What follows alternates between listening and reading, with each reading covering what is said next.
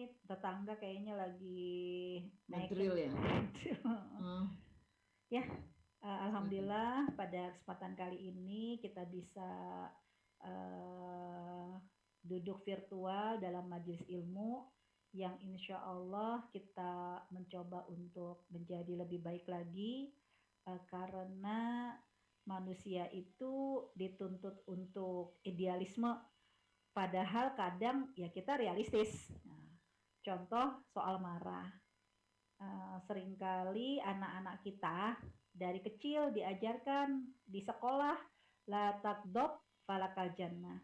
Jangan marah, bagimu surga. Nah, repotnya nih, kalau kita sebagai ibu marah sayang kan gitu, judulnya marah sayang. Nah, tapi kita udah jadi kalap duluan, kita jadi kesel duluan karena kita menegur dengan teguran yang tegas karena untuk efek jerah, tapi anak kita menganggapnya, ih Umi mah marah-marah ya. Padahal kan latak dok palakal janah kan begitu. Nah dari situlah karena saya pernah diperlakukan itu oleh anak saya mencoba untuk ya marah karena memang ada sebab dan akibatnya.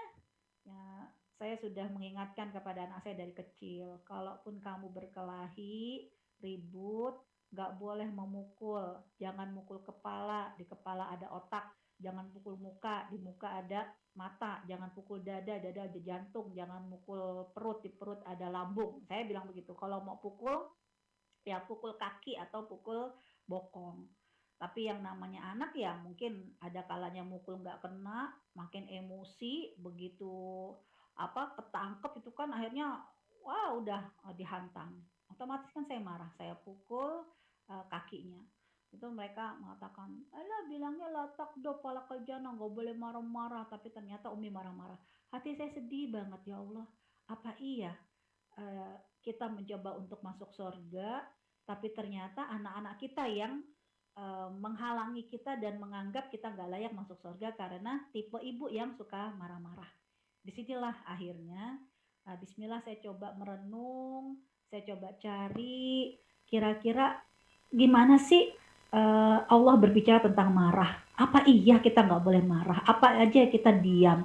Apa iya ya kita harus kondisi yang tetap nerima, legowo, lapang pada saat di depan mata kita ada satu hal yang tidak layak kita lihat, tidak layak ya kita dengar. Nah, disinilah kemudian saya belajar tentang beberapa ayat-ayat Al-Quran dengan Al-Qasas, ya, dengan cerita ya, sejarah tentang marah. Jadi ada sejarahnya, sebab Al-Quran itu dari Al-Fatihah sampai An-Nas kan berisi 3 pokok pembahasan. Pertama akidah dan akhlak. Sepertiga kedua kan tentang muamalah, tentang interaksi. Sepertiga terakhir kan tentang cerita. Karena cerita-cerita dalam Al-Quran bukan sekedar sebuah cerita. Cerita dalam Al-Quran pasti ada pesan edukasinya dari Allah Subhanahu wa taala. Menanamkan akidah dan akhlak, juga menanamkan bagaimana praktek dalam muamalah, termasuk tentang sejarah. Dan kisah tentang marah ada dalam surat Al-A'raf dari mulai ayat yang ke-11 sampai ayat yang ke-25. Jadi kalau lengkapnya itu dari ayat ke-11 sampai ayat ke-25.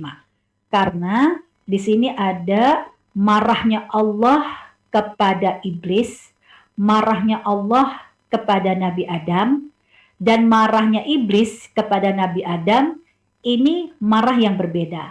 Nanti dari cerita inilah kita akan tahu mana marah yang diwajibkan, mana marah yang diharamkan, ya, dan mana marah yang istilahnya itu memang datang dari hawa nafsu. Ya, bismillah kita mulai dulu dari surat Al-A'raf di ayat yang ke-11 sampai 18. Ini adalah marahnya Allah kepada iblis yang kemudian berefek marahnya iblis kepada manusia.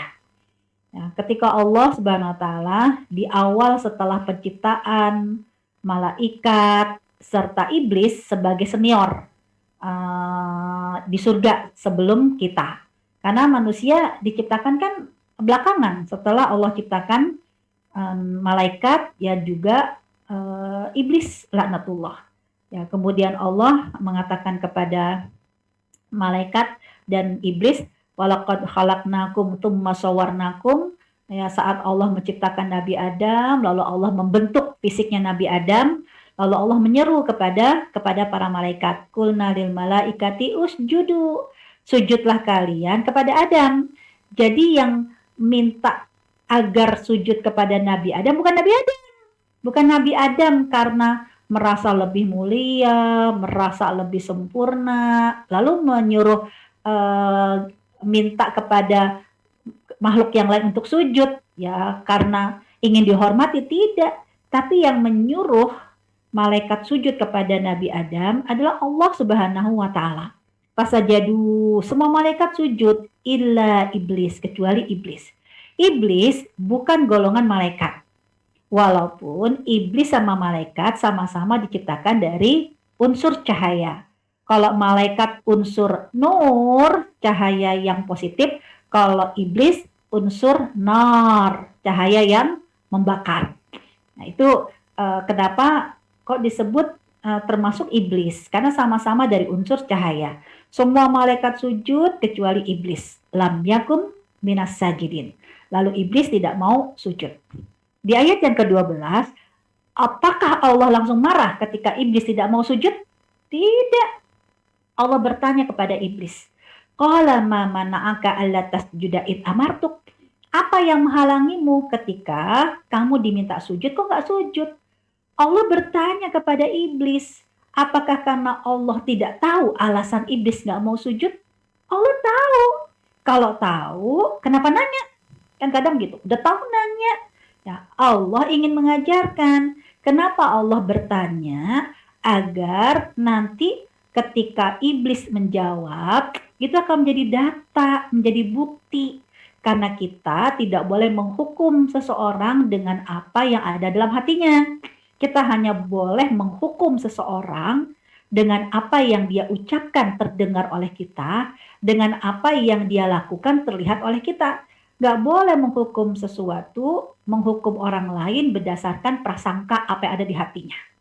Nah, Allah bertanya kepada iblis. Akhirnya iblis menjawab, ana khairum minhu.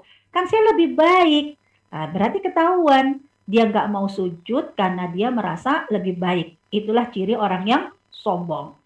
Ya, ana khalaqtani min nar, karena saya diciptakan dari api, wa khalaqtahu min tin. Sedangkan Nabi Adam diciptakan dari tanah. Dia merasa teorinya api itu lebih mulia dari tanah. Lalu barulah di ayat ke-13 Allah marah kepada iblis. Ya, inilah kisah marah dan murka pertama kali marahnya Allah kepada iblis. Qala fahbit minha. Keluar kamu. Karena sesungguhnya kamu tidak layak untuk tatakabbar. Ya, kamu tidak layak menjadi orang yang sombong. Fakhruj, keluar. Innaka minas sagirin. Kamu termasuk orang yang hina, yang dihinakan oleh Allah Subhanahu wa Ta'ala. Ini marahnya Allah kepada iblis karena jelas-jelas iblis menyatakan keengganan karena kesombongan.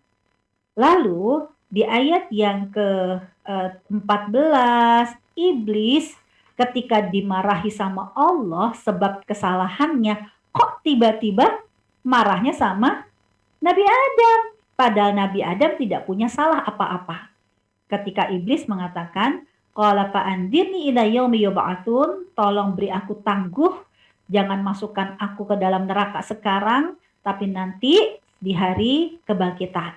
Qala innaka minal mundzirin, kamu dikasih tempo waktu. Ternyata tempo waktu yang dikasih oleh Allah kepada iblis bukan untuk iblis merenung kesalahan lalu bertobat. Lihat, iblis malah gak ada angin, gak ada hujan, kok marahnya sama Nabi Adam. Padahal Nabi Adam tidak punya kesalahan apapun dengan iblis. Jadi hati-hati, marahnya iblis adalah marah yang gak ada angin, gak ada hujan, bawaannya udah sebel duluan. Dengan Allah abadikan dalam firman-Nya. Apa kata iblis? Qala fabima aghwaytani, karena engkau telah menghukumku, la aqudanna lahum siratal mustaqim. Saya akan sesatkan semua manusia dari jalan yang lurus. Enggak cuma kepada Nabi Adam, tapi semua keturunan Nabi Adam. Dan dengkinya, irinya, bencinya sampai keturunan Nabi Adam. Jadi kalau bahasanya benci 7 keturunan, nah ini modelnya iblis nih. Ya, karena iblis kemudian bersumpah di hadapan Allah, "Tsumma la'atiyannahum." Pasti aku akan datangi mereka semua dari depan, dari belakang, dari kanan dan dari kiri, sampai nanti engkau akan dapati kebanyakan manusia tidak bersyukur. Akhirnya Allah marah lagi. Jadi marah yang pertama dikasih tempo, kirain untuk berpikir. Ternyata Allah ingin mengajarkan kepada kita, ini modelnya iblis, udah ditegur, bukannya sadar, malah ngeyel dan dendam. Akhirnya di ayat yang ke-18 ending marahnya Allah kepada iblis. Qala khruj minha mad'umam madhura, keluar kamu semua. Dan siapapun yang mengikuti kamu, jalannya iblis, pasti nanti akan dipenuhi neraka jahanam. Nah, ini cerita pertama, marahnya Allah kepada iblis dan marahnya iblis kepada manusia. Sedangkan ayat yang ke-19 sampai ke-25 ini kisah tentang marahnya Allah kepada Nabi Adam. Ya, tapi lebih enak tidak disebut dengan marah. Itulah yang disebut dengan teguran dari Allah. Karena ketegasan Allah ada efek jerah. Ketika Allah berfirman di ayat ke-19, setelah iblis diusir nih, lalu Allah berfirman, "Ya Adam, tinggallah kamu bersama dengan istrimu di surga. Kamu boleh makan semua yang ada di surga. Tapi jangan dekati pohon ini." Deal, sudah ada akad perjanjian. Jadi Allah akan marah ketika memang sudah didahului dulu, jelas ada sebab dan akibat, ada komitmen. Nabi Adam gak boleh mendekati pohon ini. Ya, dan Allah mengajarkan kepada kita, kenapa Allah marah kepada Nabi Adam berbeda dengan porsinya Allah marah kepada iblis. Karena di ayat yang ke-20, Allah menceritakan ada peran iblis untuk membuat kita melakukan kesalahan. Jadi tanya dulu ketika orang itu tidak melakukan apa yang kita perintahkan. Ya, dia melakukan kesalahan, tanya dulu, ini nawaitu, niat kayak iblis atau memang faktor ada provokator. Ya, dan ini provokator. Jadi Nabi Adam melakukan kemaksiatan bukan karena nawaitu, bukan karena niat, tapi karena memang ada provokator. Yaitu provokator adalah iblis. Bahwa wasallahum syaiton. Ya, iblis membisikkan kepada keduanya dengan provokatornya melalui melalui semacam rayuan gombal yang tidak pernah terpikir kalau itu adalah rayuan maut. Ini adalah kemaksiatan. Karena iblis di ayat ke-20 ketika merayu Nabi Adam dengan mengatakan bahwa ayat ke-21, kamu itu nggak boleh mendatangi pohon karena agar kamu tidak menjadi malaikat, agar kalian berdua tidak jadi orang yang kekal. Terus di ayat ke-21 tidak hanya sekedar provokator, dia memposisikan diri dengan sumpah bahwa ini benar, ini dia niatnya baik. Apa kata iblis? Waqasamahuma, dia bersumpah, inni lakuma laminan nasihin. Saya mau orang baik, saya mau orang benar, saya mau cuma nasihatin. Nah, Nabi Adam tidak punya prasangka buruk. Ya, Nabi Adam diminta oleh Allah kan menghukum sesuatu apa yang dia dengar dan apa yang dia lihat. Jelas-jelas yang dia dengar kalau iblis itu mengatakan inilah kumalaminan nasihin. Saya mah ngasih tahu doang, saya ngasih nasihat doang. Jadi Nabi Adam nggak pernah merasa Nabi Adam itu tidak pernah nawaitu untuk melakukan kemaksiatan. Dia digoda dengan rayuan maut, ya, rayuan gombalnya iblis dengan mengatakan bahwa dia adalah orang baik. Akhirnya Nabi Adam memakan buah khuldi bersama dengan Ibunda Hawa, barulah ya Allah Subhanahu wa taala marahnya Allah dengan menegur terlebih dahulu SP1, yaitu terlucutinya pakaian. Fabadat lahuma sawatuhuma wa tafiqa yakhsifani alaihima mi waraqil jannah. Nabi Adam begitu ada satu nikmat yang terlucuti, dia langsung sensitif. Ada yang salah dari kita. Allah menegur kita. Ya, ini adalah teguran dari Allah Subhanahu wa taala. Nah, kemudian Nabi Adam bertobat kepada Allah. Rabbana zalamna anfusana di ayat ke-23, wa illam taghfir lana wa tarhamna lanakunanna minal khasirin. Nabi Adam udah bertobat. Jadi udah nyadar ini salah lalu bertobat. Tapi lihat di ayat yang ke-24, kok Allah masih ngusir? Qalah biltu, turunlah kamu. Bahasa kita kan, ya Allah udah minta maaf, udah ngakui kesalahan, minta maaf. Ya katanya Allah Maha Pemaaf, udah dimaafkan, udah diampuni. Kenapa masih diusir? Nah, jangan sampai berpikir, ya Allah mah tega banget, Allah mah marah banget. Nah, Allah ketika mengusir Nabi Adam karena Allah ingin mengajarkan ada kalanya sebuah kesalahan tidak cukup dengan minta maaf, tapi harus dengan adanya sebuah ketegasan. Karena dosanya Nabi Adam sudah terlanjur darah daging yang mengandung unsur yang haram, maka harus disucikan dengan memperbanyak ibadah di mana? Di bumi ini. Sebab surga adalah tempat nikmat yang harus masuk melalui proses ujian.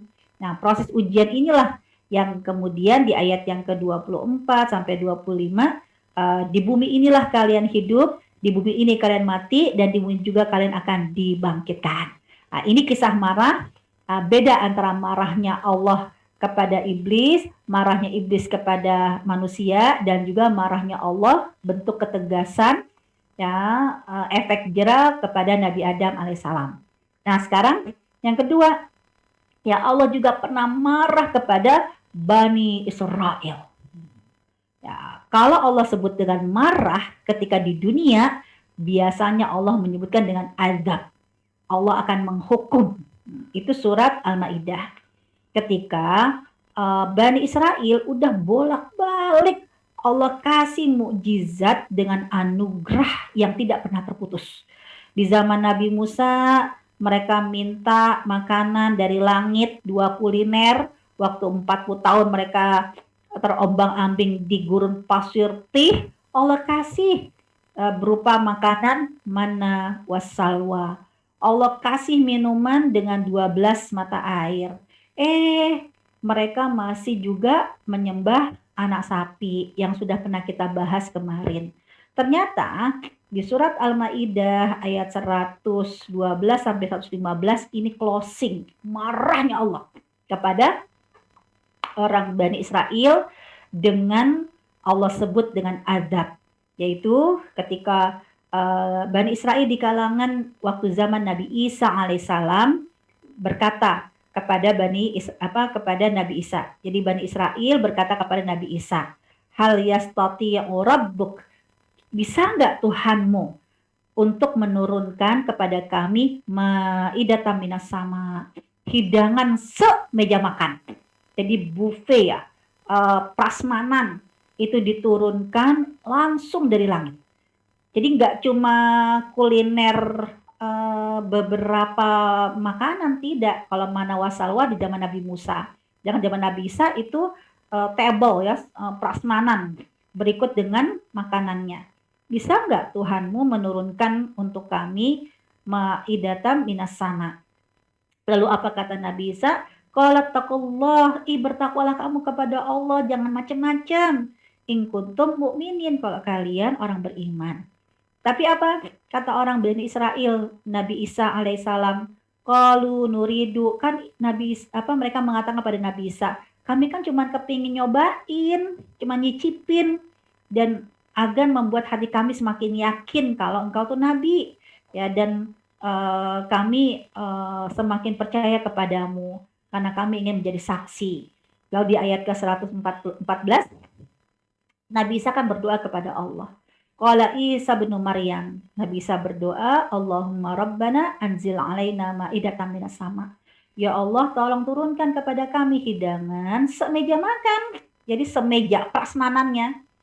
Ya, takunu lana idal li awwalina wa akhirina, sebagai prasmanan hari Id ya, hari kebahagiaan untuk kami, dan juga nanti peringatan tanda-tanda sebagai bukti keajaiban untuk orang-orang setelah kami.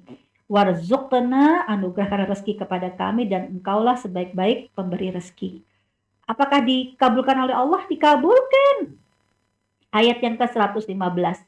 Tapi ketika Allah mengabulkan, itu Allah begitu marah dan tegas kepada Bani Israel sampai akhirnya mereka disebut sebagai ghairil maghdub, bangsa yang dimurkai. Karena Allah sudah mengancam, qalallahu inni munazziluha alaikum. Aku turunkan, kata Allah.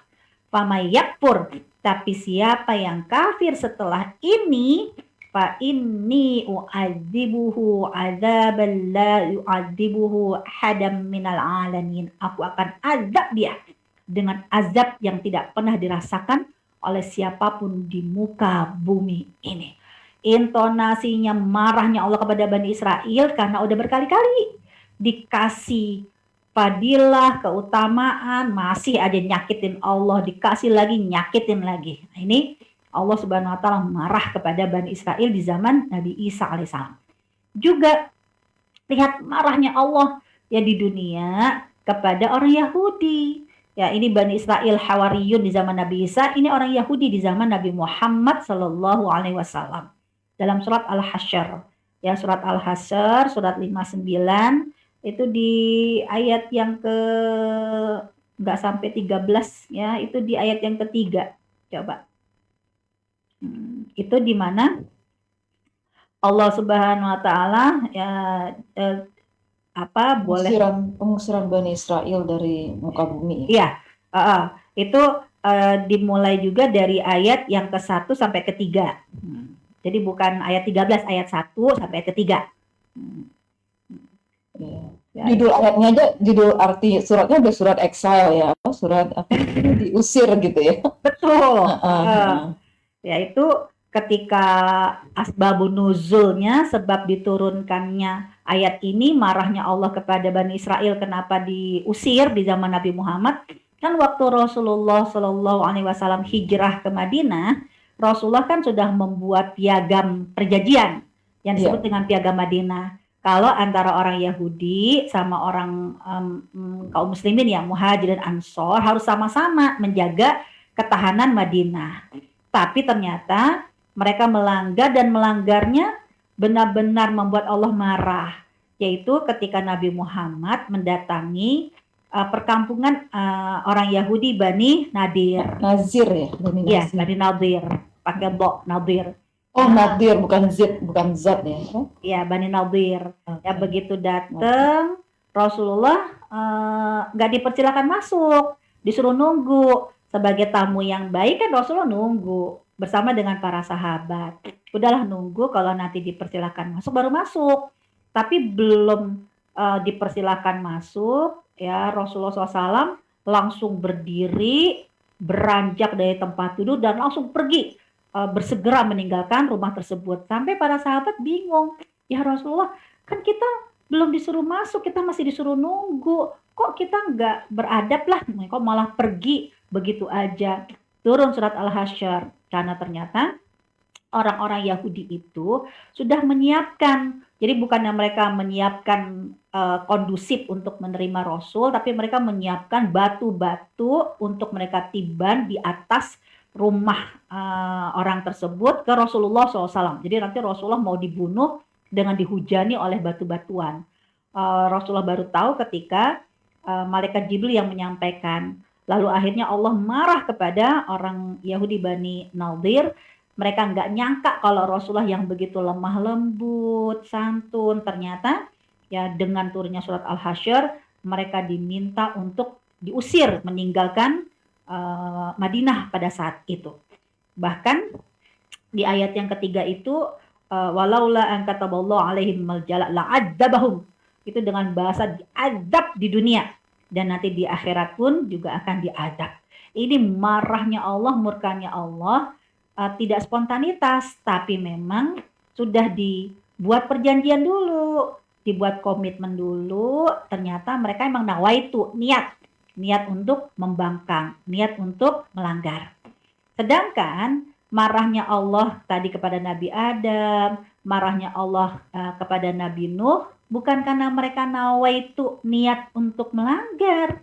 Kayak Nabi Nuh, ya namanya manusia ya, seorang ayah dalam surat Hud, ya dia bolak-balik depan mata nyuruh anaknya naik, tapi Kan'an kan nggak mau, tetap dia naik ke gunung yang lebih tinggi. Lalu akhirnya Nabi Nuh melihat dengan mata kepala anaknya tenggelam. Lalu setelah selesai wabah, Allah menyuruh untuk wahai langit stop airmu, wahai bumi sedot ya semua air bah ini. Dan Nabi Nuh kan melihat anaknya tergeletak tak bernyawa, yang dipikirkan oleh Nabi Nuh sebagai cintanya seorang ayah, ya Allah jangan sampai berakhir tragis di dunia, nanti dia diazab di akhirat karena tidak mau beriman. Wajar dong sebagai seorang ayah, kalau kita pikir sebagai manusiawi ya, dia berdoa kepada Allah di ayat yang ke-45. Apa kata Nabi Nuh kepada Allah Subhanahu wa taala? Ya Rabbi inna bani min ahli. Ya Allah, ini anakku, ini keluargaku. Janjimu pasti benar dan engkau adalah sebaik-baik hakim. Langsung Allah marah kepada Nabi Nuh di ayat ke-46. Apa kata Allah? Ya Nuh, innahu laisa min ahlik. Itu bukan keluargamu karena dia tidak beramal soleh. Jangan kamu minta sekali-kali apa yang tidak ada ilmu. Dan jangan dinasihati sama Allah, jangan kamu seperti orang yang jahil. Dan Nabi Nuh langsung menyadari, inni a'udzubika, aku berlindung kepadamu dari meminta sesuatu yang tidak aku ketahui. Jadi Nabi Nuh dianggap bodoh, bukan karena menantang, tapi karena kebodohan dia, bahwa dia sebagai manusia yang nggak tahu apa-apa. Tugasnya dia hanya menyampaikan. Masalah hati manusia menolak itu urusan resiko yang ditanggung masing-masing. Jangan paksa Allah dengan sesuatu yang kita nggak tahu sifatnya Allah Subhanahu wa taala. Itu Nabi Nuh, tetap Allah marah. Kemudian di surat, ini juga salah nih, bukan surat, boleh deh ada dua. Ada surat At-Tahrim, juga ada dalam surat At-Tolak. Dua-duanya teguran dari Allah Subhanahu wa taala. Kalau surat At-Tolak ini teguran Allah bukan kepada Nabi Muhammad, tapi teguran Allah ini kan mohon maaf, bukan surat At-Tolak, surat At-Tahrim, benar, surat 66.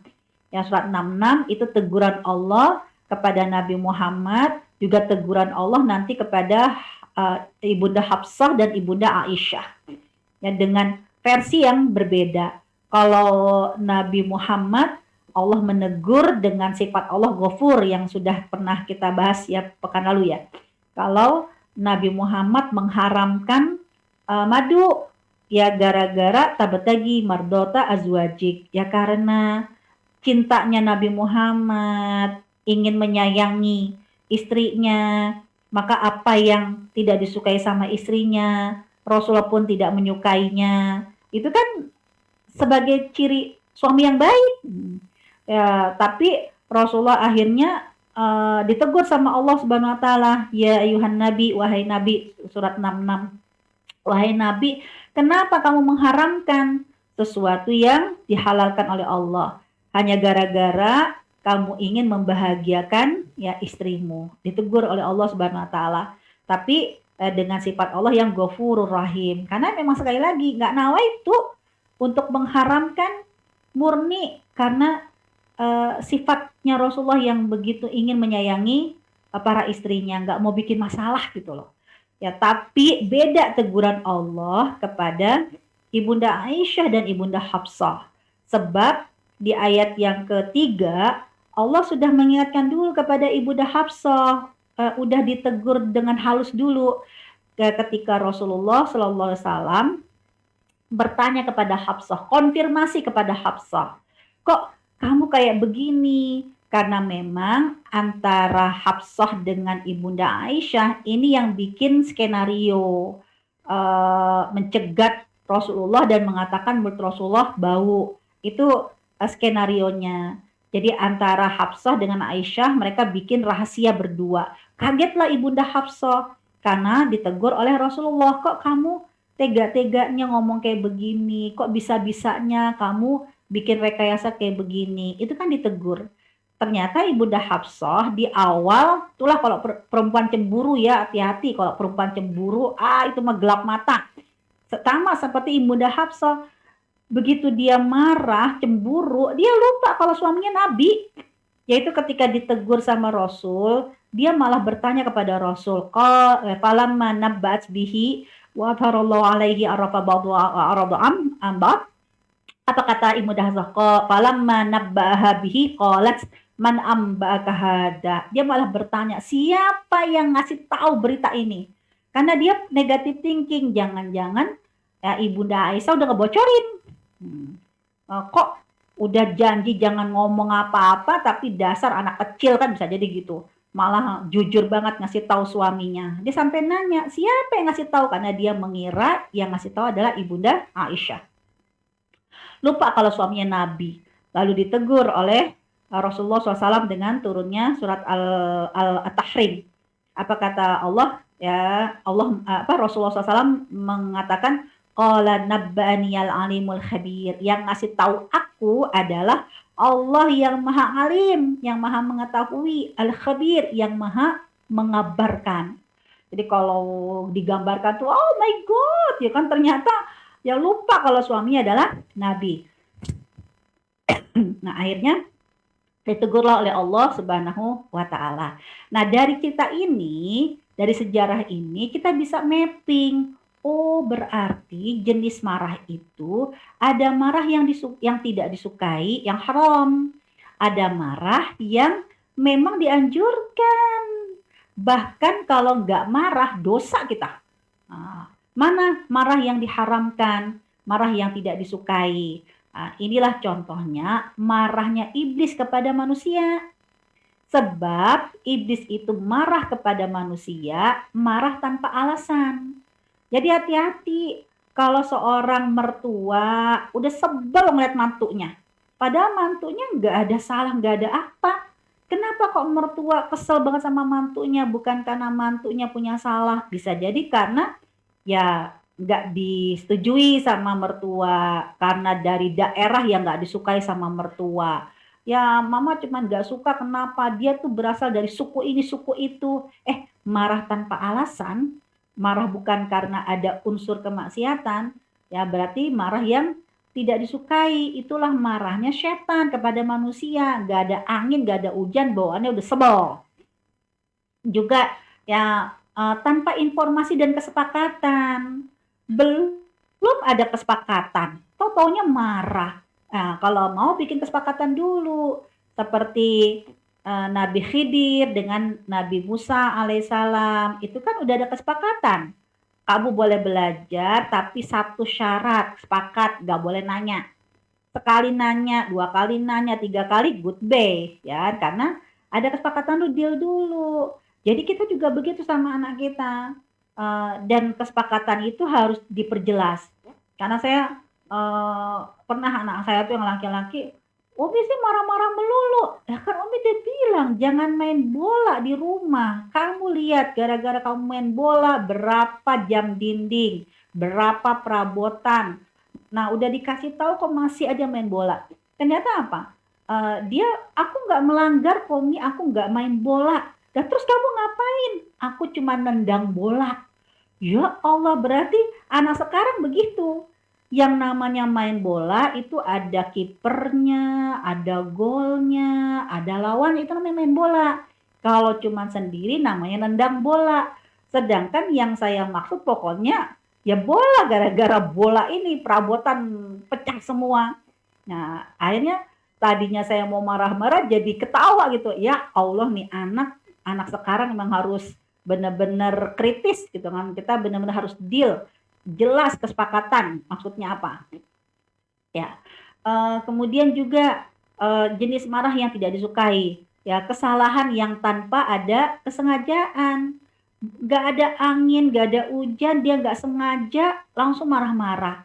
Ya, tanya dulu. Bisa jadi dia dipanggil nggak denger, atau mungkin dia lagi kondisinya serius, fokus, jangan langsung dipanggil nggak denger. Nih, kecuali kalau sekali udah dipanggil, 2 kali dipanggil, ya, berarti kan udah tahu. Baru berarti memang bersengaja 3 kali dipanggil kok tidak terpenuhi. Nah biasanya nih ibu-ibu ini suka marah gara-gara anaknya cuma doang ya, sebab mereka asik dengan gadgetnya. Itu dibuat kesepakatan karena kalau yang punya anak laki-laki, saya istilahnya belajar banget deh dengan anak saya.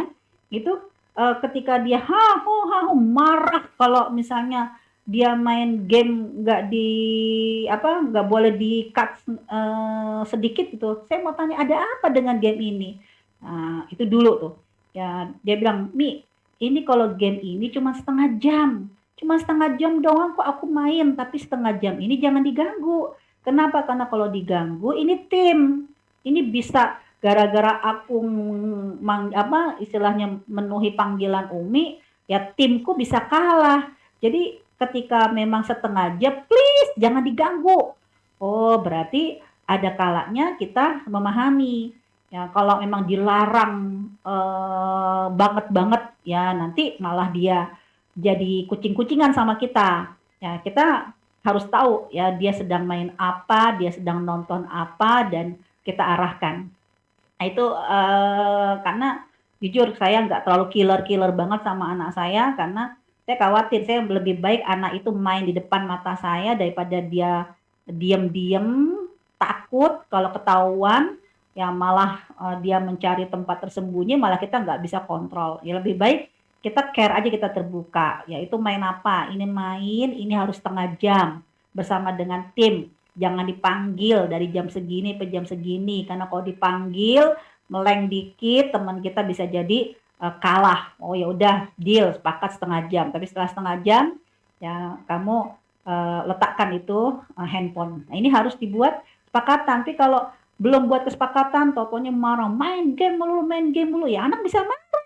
Orang dia nggak lagi main game, ya dia lagi ngerjain tugas, kenapa dicurigai selalu main game, selalu nonton, kan gitu. Kemudian juga marah yang tidak disukai seperti iblis, dendam, ya, dan malah menzolimi. Nggak ada angin, nggak ada hujan, ya kok tau-taunya marahnya sampai 7 keturunan. Ya, seperti iblis laknatullah. Juga ya, yang diharamkan adalah marah yang enggan memaafkan walau masalah udah diselesaikan. Ya, seperti yang diingatkan oleh Allah Subhanahu wa taala dalam surat At-Taghabun. Yang namanya rumah tangga bersatu 2 orang, 2 karakter, 2 kepribadian, 2 kekurangan, ya pasti suka ada gesekan. Tapi Allah menginginkan ya di dalam surat At-Taghabun ini agar tidak jadi konflik yang berkelanjutan karena rumah tangga adalah ibadah yang paling panjang dalam hidup kita. Sholat cuma sebentar. Puasa dari subuh sampai maghrib. Haji dari tanggal 8 sampai tanggal 13. Ya, selama-lamanya kita beribadah ada waktunya. Tapi kalau menikah, berumah tangga, ini ibadah yang paling panjang. Jangan sampai batal di tengah. Dan modalnya surat At-Taghabun ayat 14, Allah minta wa intafu. Ada stok memaafkan dulu.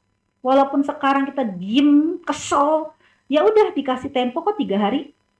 Ya boleh ya kita, aduh kayaknya belum siap untuk memaafkan sekarang. Masih gondok, masih kesel, masih belum nerima, nggak apa-apa. Ya sehari, 2 hari, tapi 3 hari nggak boleh lah ya hilu, nggak halal.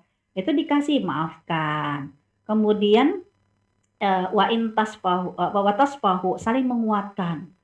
Ya apa bisa Bu kita memaafkan? Namanya latihan gak sekali. Latihan itu berkali-kali. Nanti lama-lama ya udah biarin aja emang begitu modelnya. Saya dititipkan oleh Allah dengan suami model kayak begitu, yang gak ada yang bisa saya lakukan kecuali ya udah maafin aja. Ya karena Allah yang akan melihat sejauh mana perjuangan kita untuk memaafkan. Maafkan, saling menguatkan, wastaghfiru, saling meminta ampun. Ini yang diinginkan oleh Allah Subhanahu wa taala. Tapi kalau nggak ada Apa kalau udah selesai masalah dalam rumah tangga, sampai benci, mohon maaf, perceraian ada kalanya dihalalkan oleh Allah ketika memang ya suami sudah mengucapkan kata talak, kalau tidak ada rujuk, nah bisa jadi akhirnya perceraian.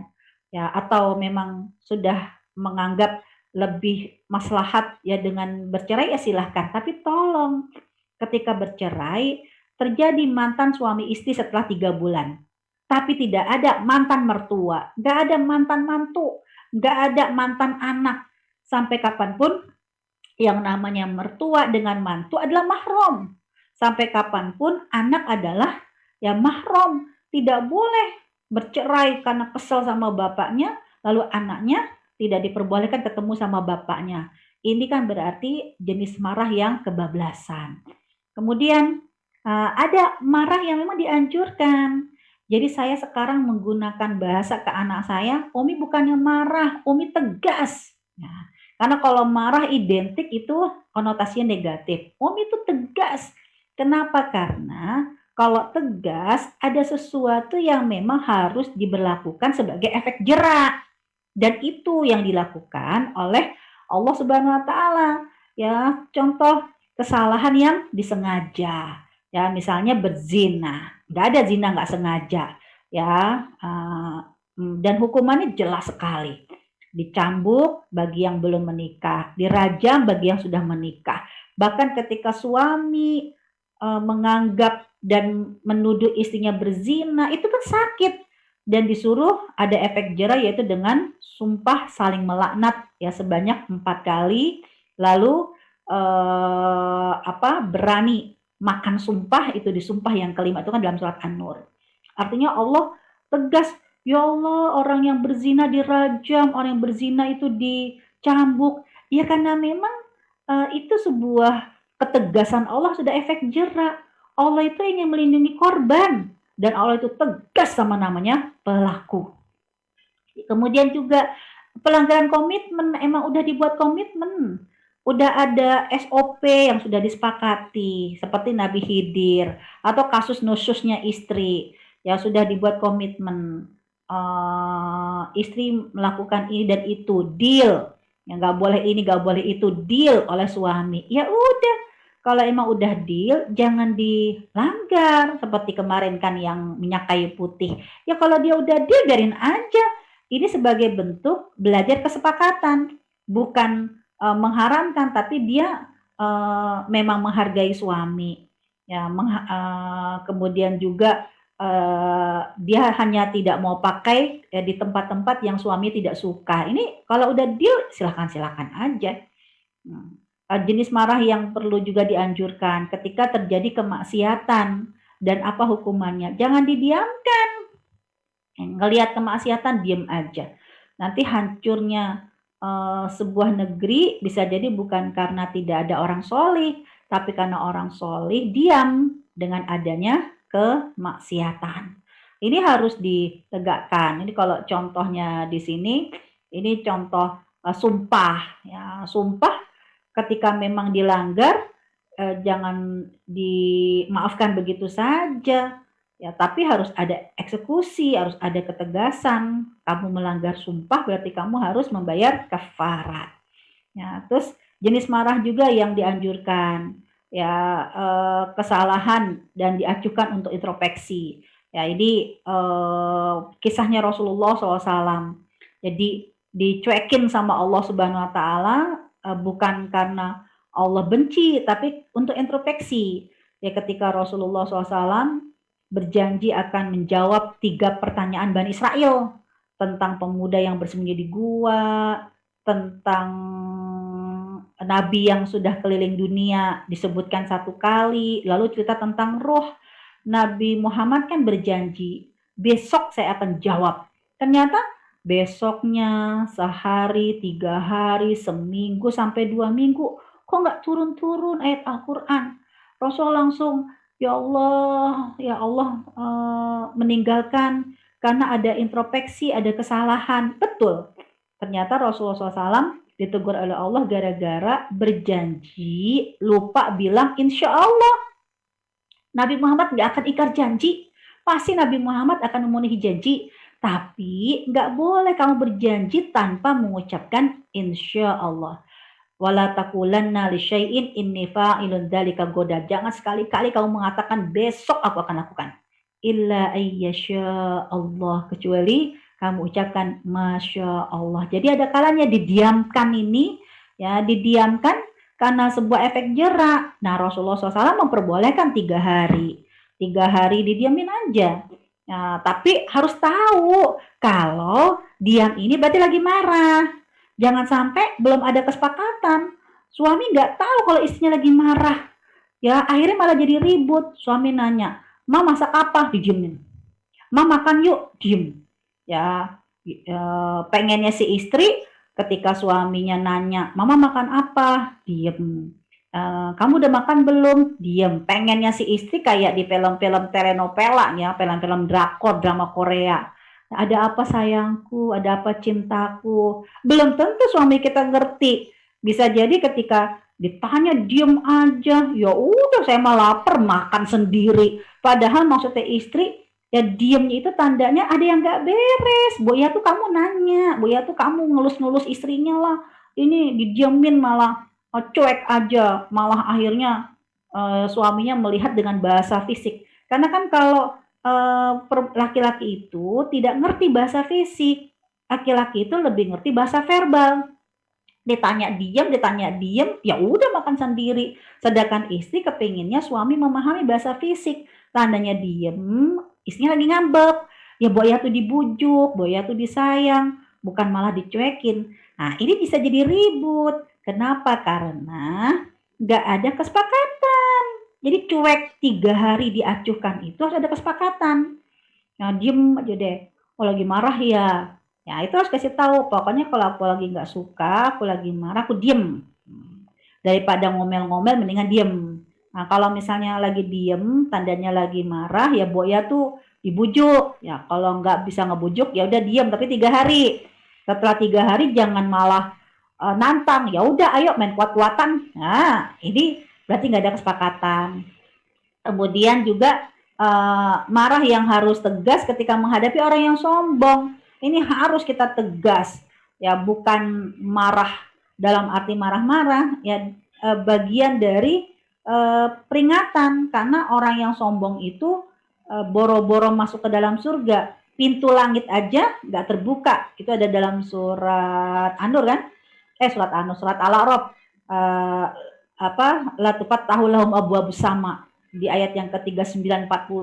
Nggak akan dibukakan pintu langit dan juga nggak akan masuk ke dalam surga sampai nggak mungkinnya onta masuk ke lubang jarum. Nah, kemudian juga sekarang nih kalau ternyata ya Allah manusiawi kita lagi kesel banget, kepingin marah, ya maka hal-hal yang perlu dihindari yang menjadi sunnahnya adabnya Rasulullah Shallallahu Alaihi Wasallam. Catat ya marah ya jangan di waktu-waktu ini, jangan waktu subuh sama waktu asar. Kenapa? Karena ini adalah waktu dicatatnya laporan harian. Jangan sampai malaikat datang mencatat dia lagi marah-marah, kan begitu. Hindari marah di waktu subuh dan asar, apalagi kalau mengucapkan kata-kata yang buruk. Hindari mengucapkan kata-kata yang buruk atau kita bersikap yang tidak baik, menzolimi orang lain di waktu Senin dan Kamis. Makanya kenapa Senin dan Kamis? Karena jangan sampai lebih dari 3 hari.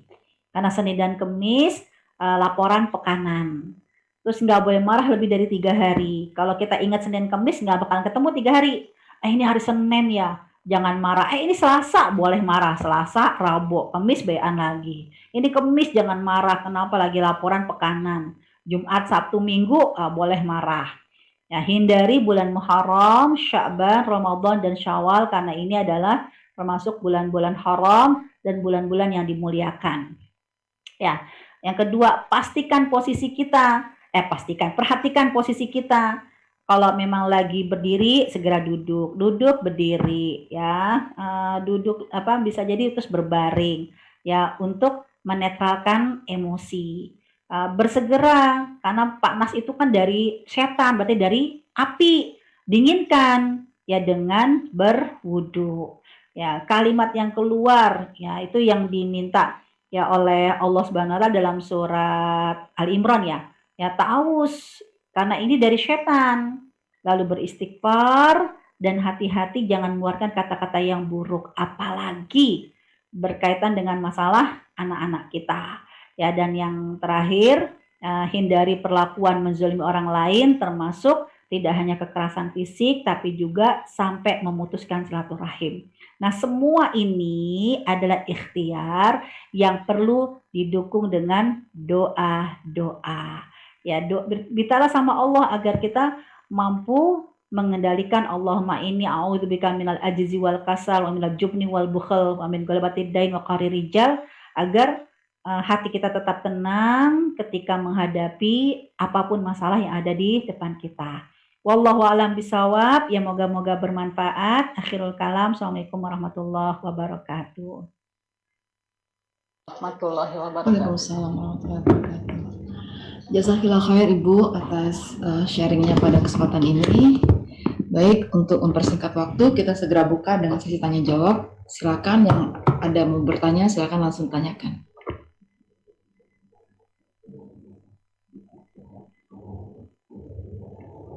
Ada pertanyaan? Kayaknya langsung pada mau meluk anak-anaknya nih. Ibu, gini deh, saya mau tanya deh. Bu, di saat begini, kalau misalnya dalam pertemanan gitu ya, terus kita dalam WhatsApp group gitu. Nah, terus ada mungkin mungkin perbedaan pendapat atau mungkin yang marah gitu. Itu gimana cara kita menyelesaikannya? Tapi ini dalam WhatsApp gitu loh, dalam WhatsApp group gitu. Gimana cara penyelesaiannya, Bu? Kalau WhatsApp kita tidak sekedar bicara masalah adab-adab secara syar'i, tapi kita perlu juga kesadaran undang-undang undang-undang ITI, ya kan? Kenapa? Karena jangan sampai kita akhirnya jatuhnya malah kena delik buat kita ataupun delik dengan admin. Contoh, ya misalnya kita marah, sebenarnya marah kita manusiawi, wajar. Emang ada yang harus ditegur di grup ini, ya. Tapi ternyata kita menggunakan pertama bahasa yang menjatuhkan, bahasa yang konotasinya hoax. Ini kalau di screenshot masuk ke dalam delik pengaduan, kena kita. Padahal niat kita baik. Nah gitu. Terus yang kedua, ya misalnya nih kita membicarakan teman kita yang salah, lalu dia keluar dari grup. Kan ada kalian gitu kan udah kesel, dia nggak suka dinasehatin, lalu dia keluar dari grup. Udah akhirnya karena dia keluar dari grup kan kita suka akhirnya, ya gimana nih, judulnya kita bukan ngegunjing dalam arti sekedar ngomongin, kita kepingin nyari solusi, tapi ngomongnya di grup. Dilalah grup itu nggak semuanya punya masalah dengan dia.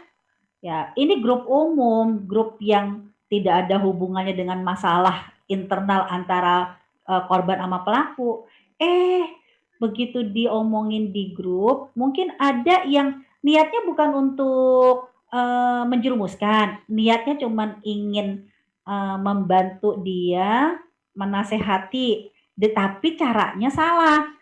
Omongan di grup, di screenshot, omongan yang grup di broadcast ke yang bersangkutan yang lagi diomongin nih.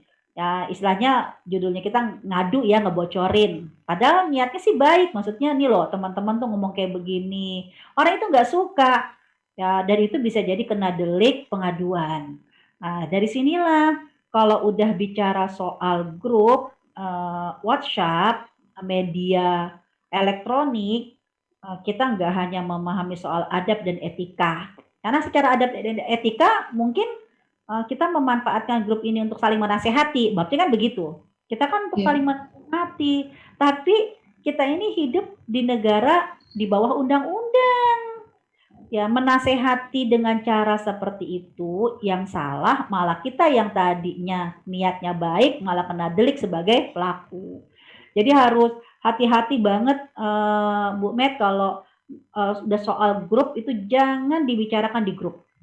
Enggak, kalau masalah delik UTE itu kan masalah hukum ya Bu ya, yang mungkin sebenarnya kalau masalahnya nggak terlalu kompleks atau mungkin nggak masalah nama baik segala macam gitu, mungkin orang juga sungkan juga ngelaporin gitu ya. Tapi secara Islamnya sendiri atau secara adabnya itu gimana sih gitu loh, misalnya terjadi pertikaian dalam grup, apakah kita ya udah kita mundur aja nggak usah ikutan ngebahas, atau kan masalahnya di dalam grup gitu. Kalau misalnya kita misalnya punya masalah dengan si A, sebenarnya kita bisa dengan WhatsApp ke si A secara personal misalnya. Tapi kalau ini udah involve grup kan jadi lebih kompleks kasusnya gitu loh. Ya kan? Nah, secara Islamnya gimana penengahannya gitu loh? Secara Islam, ketika memang yang bersangkutan bukan yang bersangkutan ingin kita sosialisasikan kejahatannya atau keburukannya karena bisa berpotensi menzalimi orang lain. Jadi tergantung ya. Jadi misalnya nih, contoh yang bersangkutan udah jelas-jelas dia suka mengadu domba. Ya. Dan nggak cuma 1-2 orang yang kena. Ya, maka ketika memang sudah kategori warning, bisa jadi dia mengadu domba atau dia bisa jadi minjam sana, pinjam sini, yang kalau kita tidak segera menginformasikan maka bisa jadi nanti kena korban. Nah, dalam Islam ada istilahnya ilmu al-jarrah wa ta'dil. Apa itu al-jarrah? Al-jarrah itu mengumumkan kemaksiatan orang, ya, bukan sifatnya hanya kekurangan yang tidak merugikan orang lain. Tapi babnya al-jarrah itu kalau kemaksiatan dia, kekurangan dia itu berpotensi ke korban, ya, kezaliman korban pada orang lain. Ya, dia berhutang, dia pembohong, ya, dia penipu. Nah, itu dalam ilmu al-jarrah itu harus disosialisasikan. Ya, tapi dia harus dilihat setelah disosialisasikan ada perubahan atau tidak perubahan. Karena kalau sudah 3 bulan ada perubahan, nggak boleh dilanjutkan. Itulah kalau Bu Met dan teman-teman lihat dalam ilmu hadis, itu ada ulama menyebutkan dia su'ul hifz, dia hafalannya buruk. Dia pembohong, kan begitu? Sebelum hadis itu jadi sahih atau enggaknya maksudnya. Kenapa? Karena kekurangan dia ini berefek kepada potensi hukum yang lain, kezaliman yang lain. Kalau dia orangnya pembohong, nanti hadisnya kan bisa jadi hadis palsu. Nah, jadi lihat potensinya. Tapi kalau misalnya dia cuma ribut antara berdua, miskomunikasi ya, yang sebenarnya nggak ngaruh ke orang lain sih, cuman miskomunikasi. Nah, jangan dibicarakan di di grup umum. Jadi lihat lihat kontennya, kasusnya. Itu harus dikasih tahu. Ya, kalau memang dia identik menipu, identik pengadu domba, dikasih tahu. Ya, teman-teman tolong ya, kalau Fulan bin Fulan ingin bercerita tentang salah satu dari keluarga kita di grup ini, harus tabayun. Ya, harus kasih tahu kalau memang ada yang sifatnya dia provokator, ingin merusak suasana. Baik, makasih Ibu. Baik, ada lagi pertanyaannya? Silakan.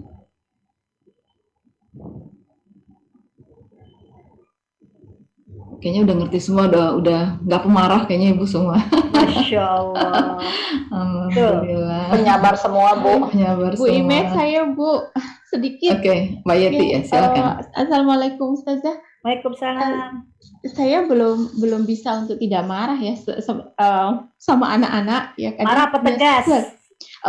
Kalau menurut saya tegas dengan bersuara agak keras, tapi menurut suami saya tidak seharusnya begitu. Katanya kamu tidak boleh meninggikan suaramu kepada anak-anak sampai dari luar pintu kedengeran gitu, karena kita tinggal di apartemen.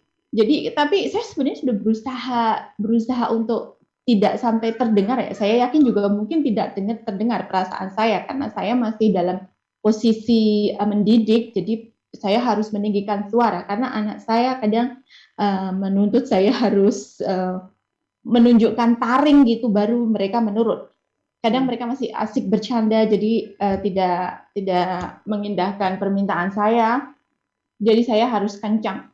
Saya itu sebenarnya sedikit dilema karena setiap kali suami saya mengingatkan saya, jangan marah begitu, kamu harusnya tenang, pelan-pelan ngomongnya. Tapi masalahnya ketika saya memelankan omongan saya, anak-anak kadang tidak mengikuti kemauan saya, malah sebaliknya. Jadi saya bingung, dibilangnya nggak boleh. Itu sampai di luar pintu kedengeran, itu nggak bagus. Setiap kali saya selalu dibegitukan. Saya agak tersinggung juga karena saya merasa beliau tidak pada posisi saya, tapi saya juga merasa kayak, oh iya ya, apa bisa jadi memang tidak seharusnya begitu. Menurut Ustazah bagaimana? Terima kasih. Bu Yeti, gue banget dah pertanyaannya. Jadi ini semua harus duduk bersama. Ya, saya punya pengalaman seperti Bu Yeti. Saya orang Betawi yang identik teriak-teriak. Suami saya orang Jogja yang ngetok pintu aja pakai satu jari. Ya, yang bangunin anak itu naik sekali dibangunin, dielus-elus, dipijit itu. Nah, akhirnya apa? Kasusnya sama, awal mulai kayak begitu. Kita duduk bersama, saya panggil anak saya. Kamu kayak gimana sih Mas sebenarnya? Babnya saya tuh selalu bab ketika bangunin subuh. Ya, karena anak saya di lantai 2, saya di lantai 1. Ya kalau suami saya tuh ngebangunin dan naik ke atas sekali. Tapi kita tungguin, kok kagak turun-turun? Nah, begitu udah selesai sholat, saya tanya, kamu sebenarnya kayak gimana sih dibangunin? Ayahmu tuh udah 3 kali naik. Apa kata dia? Emang ayah ngebangunin? Astagfirullahaladzim. Ayah tuh udah dateng. Ayah tuh, Mas bangun. Nggak denger. Aku mah dengernya kalau Umi, Mes, baru aku denger Umi bangunin. Nah, jadi dari sejak saat itulah suami saya dengan anak saya ini sudah saling memaklumi ya, karena ya dia ketika saya naik ke atas cuma bilang Mas, dia bilang Umi sampai dia bilang ayah kalau bangunin kayak Umi dong, kalau ayah cuma bangunin nyenggol doang aku nggak sadar, tapi kalau Umi ngebangun aku tuh kaget, jadi berasa dibangunin. Nah, jadi kayaknya memang Bu Ibu bersama dengan Bapak bersama dengan anak harus ada deal kesepakatan. Karena kalau di rumah saya tuh 3 anak beda. Kalau yang perempuan nih, Umi naik tangga aja aku udah denger. Deal. Tapi kalau yang satu, Umi nyolek pun aku nggak bakalan bangun. Aku denger tuh kalau Umi udah Mas, baru itu satu, Mas, 2, yang ketiga baru aku bangun. Jadi mungkin ini berkaitan dengan masalah karakter, masalah kebiasaan dan selera anak. Babnya tuh anak. Kamu tuh harus tahu kapan mama marah, kapan mama itu nggak marah. Ya, jadi dia harus tahu.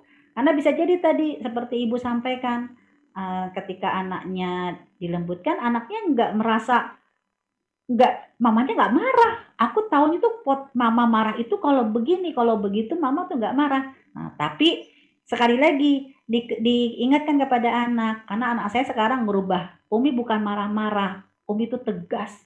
Umi tegas banget ya Mi. Ya Umi harus tegas. Ya, nah. Jadi sekarang di rumah saya udah jarang menuduh saya marah, karena saya kesel kalau dibilang marah. Ya. Jadi mereka sudah menyebutkan dengan istilah ya saya itu tegas. Kalau Umi tuh tegas, kalau ayah tuh lembut.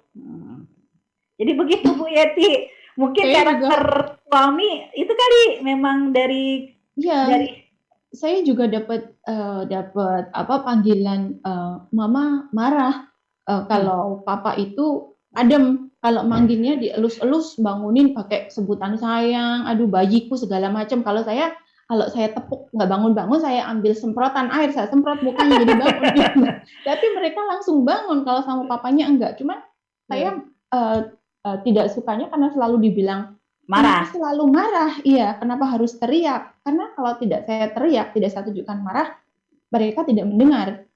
Sementara suami saya beranggapan tidak seharusnya saya begitu gitu. Jadi saya merasa seperti dihakimi. Saya selalu menyuruh beliau, saya holiday 1 hari 24 jam penuh. Coba suami saya yang ada di posisi saya katanya, saya tahu tidak mudah, tapi jangan teriak begitu. Merasa saya disalahkan karena berteriak mendidik anak begitu. Jadi kosakatanya diganti anak-anak, diperkenalkan, bukan marah, mama itu tegas. Begitu. Terima kasih. Jadi saya harus ngomong ke anak kalau saya namanya bukan marah begini, tapi tegas. Ya, tegas. Sebenarnya saya bilang juga, tapi mungkin terlanjur suami mengatakan, mama kamu selalu marah. Coba kalau kamu tidak mendengarin, pasti dia marah lagi. Kalau kamu nggak mau marah, ya kamu ikutin kata dia begitu. Tapi kita tersinggung, dibilang marah. Iya, jujur saya tersinggung karena saya sebenarnya tidak marah, tapi saya mau tegas gitu. Saya jadi gemes sendiri. Jangan katakan saya marah. Iya, suara saya tinggikan, saya keraskan karena saya mau memastikan mereka tahu apa mau saya. Kalau saya tetap pelan, mereka menganggap saya biasa aja. Benar-benar dianggap biasa saja, seperti saya tidak sedang berkata-kata. Jadi kosakatanya aja sekarang disosialisasikan. Ini katanya Bu Ustazah namanya tegas. Itulah yang disebutkan oleh Allah Subhanahu wa Ta'ala. Allah itu ketika Nabi Musa ingin melihat dirinya kan, yang sudah kita ceritakan itu kan dengan sampai gunung itu sujud itu kan pasti mengeluarkan suara yang jeder kan begitu. Jadi disosialisasikan beda antara marah dengan tegas. Baik Ibu, terima kasih banyak. Insya Allah nanti ngobrol bareng sama anak-anak dulu. Jangan bawa betul. Papanya, tambah ribet dulu kamu bawa papanya dicium dulu. Jadi senjata, soalnya papanya itu seperti jadi backingnya anak-anak. Setiap saya ngomong kencang sedikit, jadi bilang, tuh lihat, Pak, marah lagi mamanya. Kayak begitu, jadi sudah, aduh, ya Allah, gitu. Terima kasih banyak Ustazah. Jazakallah khairan. Mbak Iyakum. Oke, makasih Mbak Yati. Baik, ada lagi ibu-ibu? Silakan yang mau bertanya.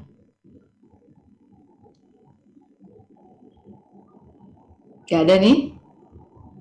Aku deh, ini. Siapa nih? Oh, Riri. Silakan, Riri. Iya, Ustazah, mau tanya ya kan, kalau yang dalam kisah Nabi nggak mau ngelihat Wahsy, mukanya Wahsy setelah dia cerita gimana dia membunuh Hamzah kan, itu kategorinya Nabi marah nggak? Kan dia memalingkan muka dan dia nggak mau ngelihat lagi kan? Ya, jadi Rasulullah SAW jangan kita sebut sebagai marah, karena kalau kita sebut Rasulullah itu marah, berarti kan Rasulullah mengingkari apa yang disabdakan sendiri, la taqdab falakal jannah. Jangan kamu marah, bagimu surga. Marah bisa jadi tadi konotasinya seperti yang saya sebutkan. Nggak ada angin, nggak ada hujan, nggak ada hal-hal yang sifatnya kemaksiatan ya, tau-taunya marah. Nah, Rasulullah SAW memperlakukan Wahsy, inilah bentuk efek jerah. Jadi kalau disebut dengan ketegasan, karena memang ada efek jerah. Ya, kalau marah, ya karena tidak ada kesalahan, dan juga karena faktor nafsu ya, kebencian. Tapi kalau tegas karena memang untuk menunjukkan efek jerah. Nah, efek jerahnya kepada Wahsy karena memang Rasulullah SAW mengajarkan kepada kita ada kalanya kita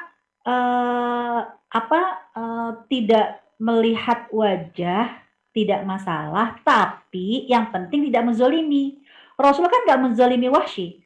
Rasulullah cuma minta tolong Wahsy, manusiawi loh, tolong ketika kamu dalam taklimku, dalam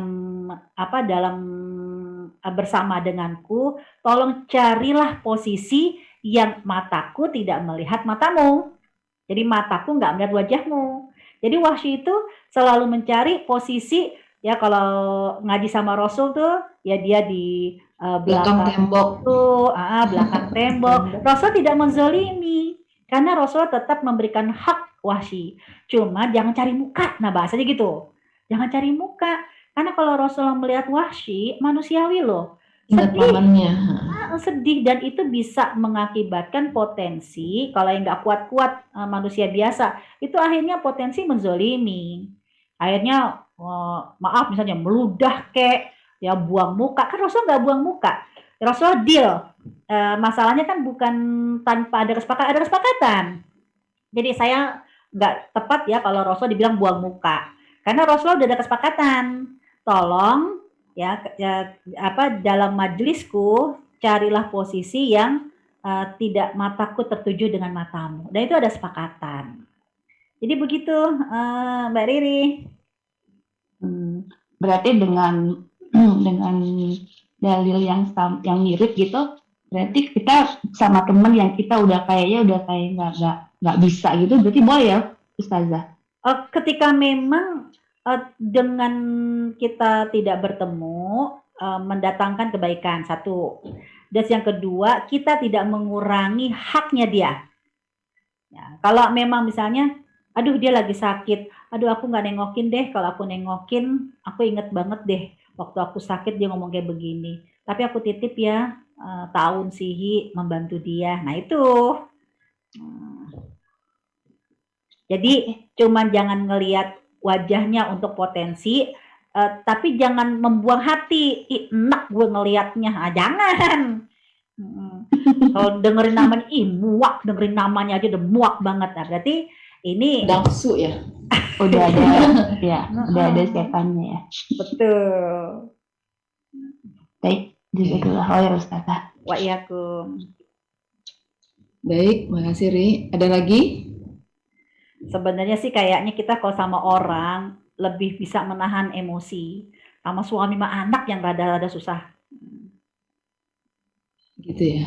Oke. Ya, karena kayaknya saya sama suami sudah bikin kesepakatan. Alhamdulillah suami saya itu emang orang Jogja yang dia senang mendengar.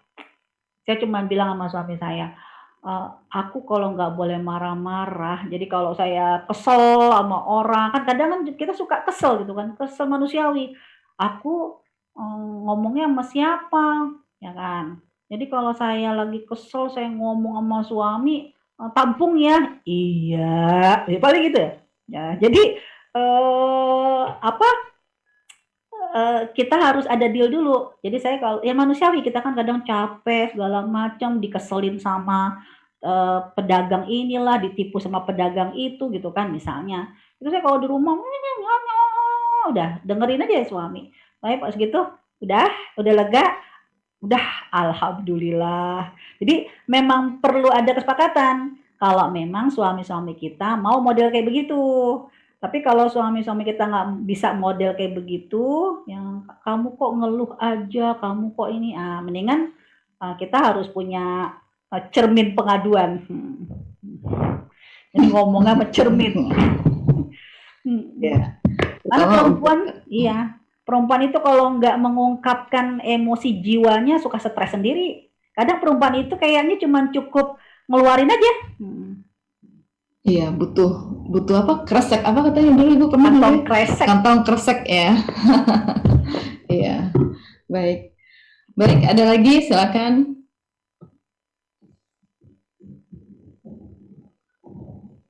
Nggak ada ya. Tapi kan Ustazah tadi Ustazah bilang sama keluarga sama suami anak.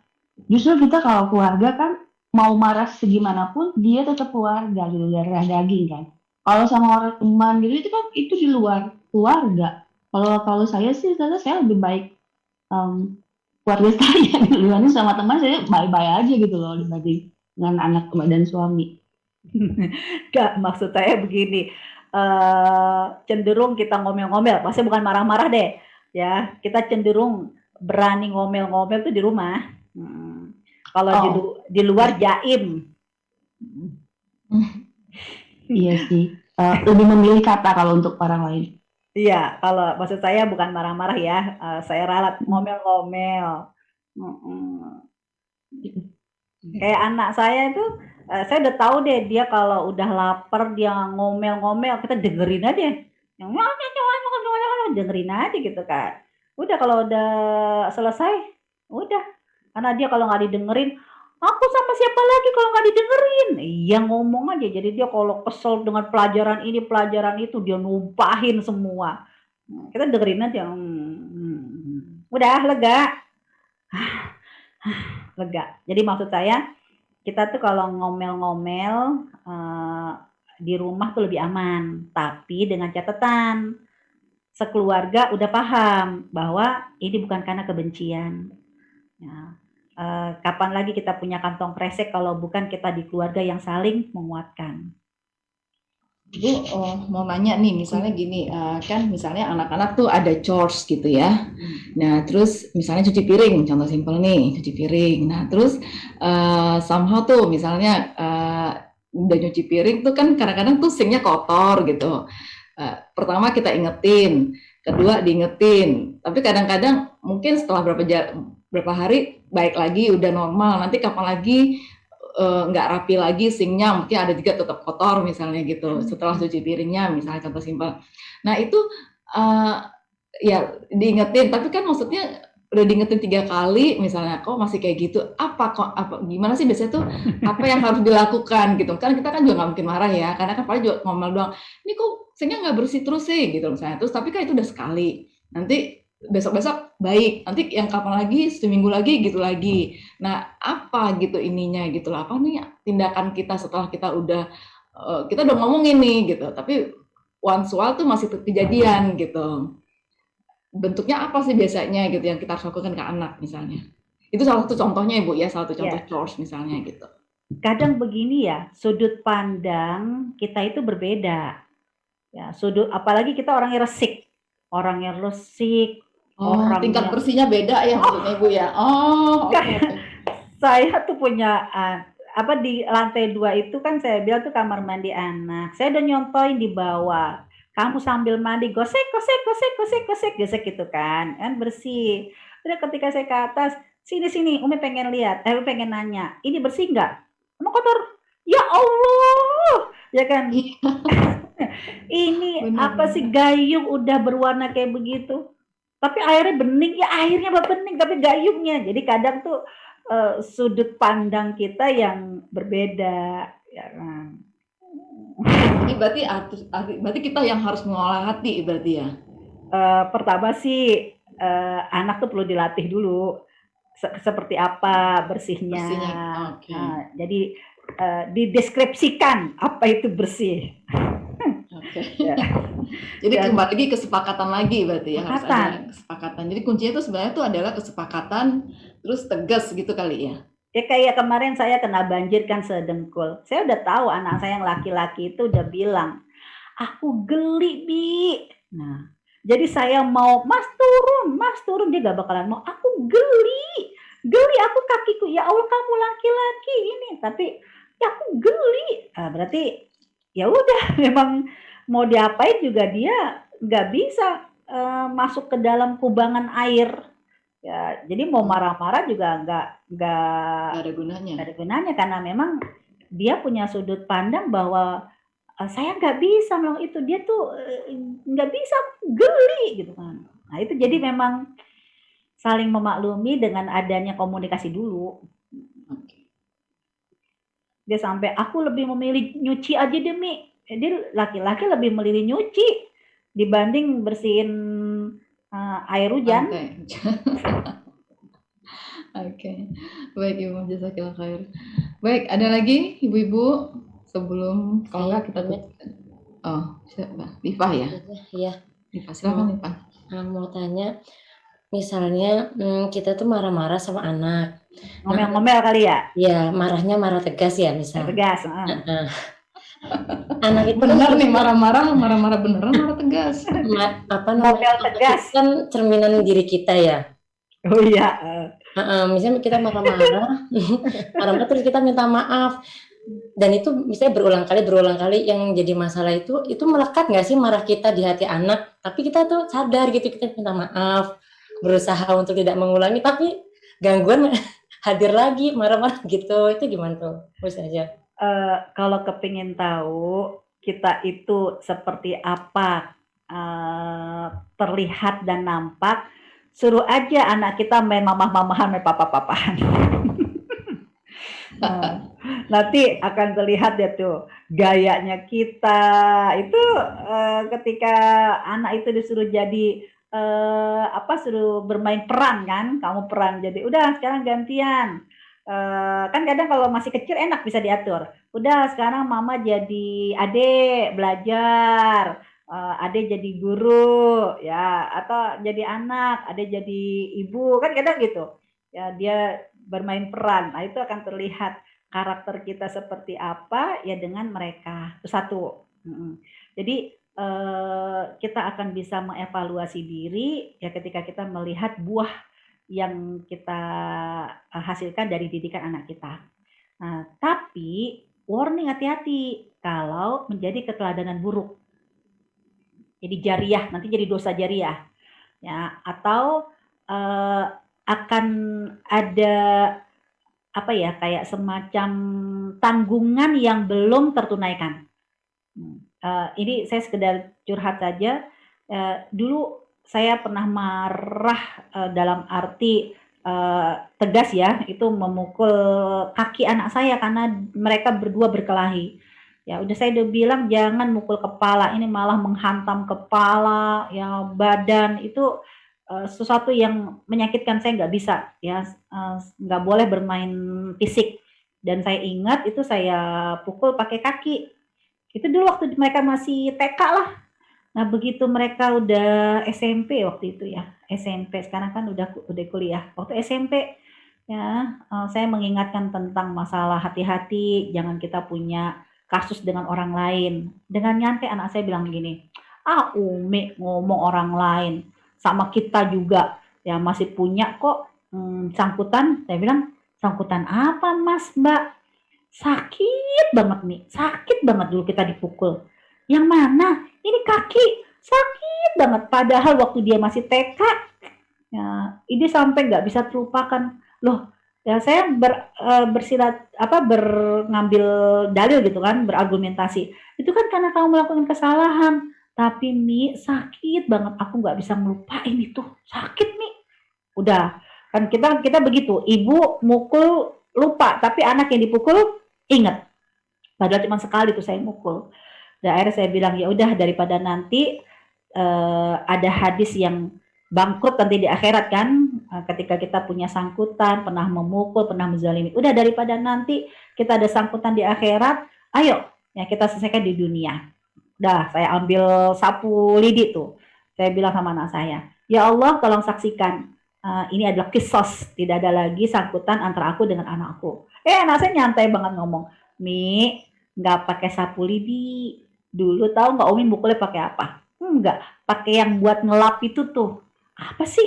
Yang dari rotan. Kemoceng gitu kan. Nah, pakai kemoceng gitu kan. Ya Allah, tapi ini kemoceng udah nggak punya segala macam. Udah, akhirnya saya tanamkan kepada anak saya bahwa hukum Islam itu harus tegas. Udah saya bilang ya Allah tolong saksikan pada hari ini agar nanti di akhirat tidak ada lagi sangkutan antara aku dengan anakku. Ya Allah tolong saksikan. Udah ya Umi siap untuk dipukul. Yang ada malah anak saya, udah Umi jangan begitu dong, lebay banget sih gitu kan. Udah saya peluk satu-satu. Udah dimaafin. Nah kadang kita perlu bersandiwara agar anak kita itu bisa luluh bahwa kita itu sudah menyesali dan memang kita nggak akan melakukan itu ya karena ngeri kalau dia tertanam dulu diperlakukan dengan kasar kepada ibunya dan dia merasa itu didikan ibunya adalah benar dan ngerinya nanti jadi dosa jariah dia melakukan itu kepada anaknya lagi. Kenapa kok aku dipukul? Lah karena dulu mama juga dipukul. Nah, ini kan jadi dosa jariah. Nah, saya berharap dengan saya cerita seperti itu kepada anak saya dipukul bahwa ngomel selama tidak nyakitin, kemudian juga tidak melakukan kekerasan, Ya itu salah satu disiplin karakter yang harus dibangun di dalam rumah kita. Jadi perlu dikomunikasikan. Nah sekarang ketika kita minta maaf, tanya sama anak kita, kira-kira kamu dengan memaafkan saja cukup nggak? Tanya. Kalau anak saya udah mama aku udah maafin ya udah. Itu yang pertama. Nah yang kedua ada kalanya nih Mbak Liva yang kita suka lupa nih, yaitu utang sama anak. Ya, karena kita meremehkan utang atau kita tidak amanah. Karena saya pernah ketika anak saya minta dibeliin akuarium. Saya bilang, kamu udah dibeliin akuarium, ini akuarium banyak banget akuarium, pakai duit sendiri. Apa kata anak saya? Umi nyuruh pakai duit sendiri, lupa apa duit emas dipakai sama Umi? Yang mana? Waktu emas masih kecil, keliling lebaran, itu kan dapat ampau kan? Kan emas titip sama Umi, bahasanya nitip loh Mi, ya kan? Bahasanya nitip. Terus saya bilang, ya Allah paling dipakai buat apa ya? Buat sekolah kamu, buat makan kamu. Tahu gak kata anak saya? Umi, kalau buat sekolah, buat makan itu kewajiban. Tapi uang emas itu nitip. Yang saya membuat sedih kata anak saya apa? Umi mah gak amanah. Dek hati saya. Langsung saya kasih kertas, tulis berapa uang yang kamu titip agar Umi tidak bangkrut nanti di akhirat. Udah, sama adiknya kan berdua.